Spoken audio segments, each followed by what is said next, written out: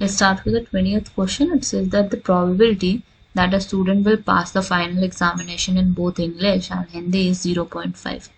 मतलब यहाँ पे इंफॉर्मेशन क्या दी हुई है हमें, ए इंटरसेक्शन बी, ए मान लो इंग्लिश है, बी मान लो हिंदी है, कि दोनों में कितने जने पास हुए हैं, बोथ ऑफ देम में इंग्लिश एंड हिंदी में इज 0.5, तो ये इंटरसेक्शन भी ले लिया। नेक्स्ट इन्फॉर्मेशन ये दी हुई है probability of passing neither.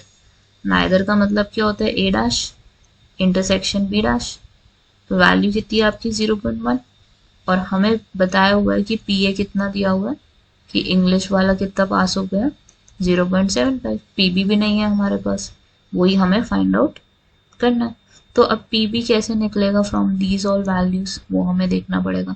A intersection B तो चलो दिया हुआ है आपको, ए यूनियन बी यहाँ पे वैल्यू नहीं है ना आपके पास, तो हमें क्या करना पड़ेगा, we have to use De Morgan's law, क्योंकि इस वैल्यू का हमें किसी ना किसी तरीके से यूज करना है।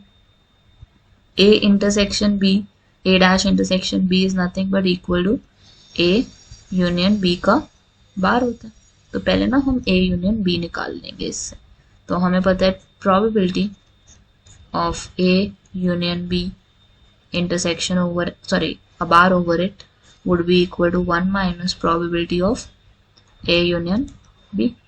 तो 1 minus A union B निकालना है हमें यहाँ पे, A union B would be as it is 0.1 on the left side, तो हमारी वैल्यू फाइनली क्या बन गई P A union B की, it would be 0.9, तो A union B आपका कितना आ गया 0.9।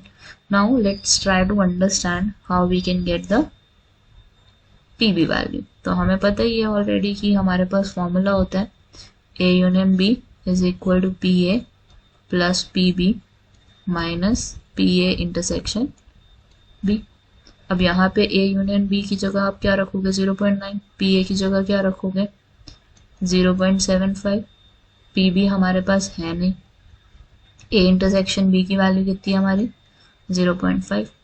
अब यहाँ पे 0.75 और 0.5 को माइनस करेंगे तो 0.25, और 0.9 माइनस 0.25 हो जाएगा आपका, that will be the value for PB. तो हमारे पास फाइनली वैल्यू कितनी आ जाएगी यहाँ पे 0.65, that would be the probability of passing the Hindi exam.